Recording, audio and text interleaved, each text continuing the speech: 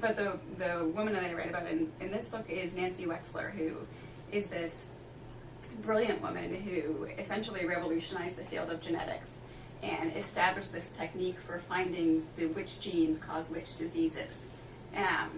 So she had been a Fulbright scholar. She's on vacation in Europe, and she gets a call from her dad who says, can you come home for my birthday? And she says, she's sort of thinking to herself, like, that's weird. He wouldn't usually call me to come home for his birthday. But she goes home, and he sits her down with her sister and explains that their mom has Huntington's disease. Mm-hmm. And that they now have a 50% chance that they've inherited the gene that causes it.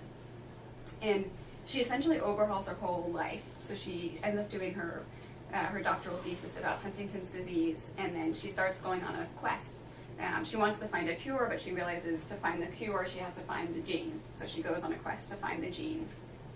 And she basically sets up these workshops where she gets lots of different scientists from different specialties to try to collaborate.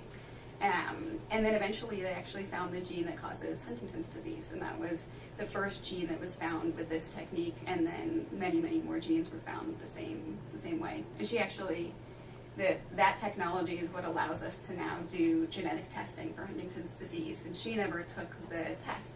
And eventually people started noticing that her movements were a little bit different than the average mm-hmm. person. And just relatively recently, there was a big article in the New York Times where she talked about sort of openly having the disease.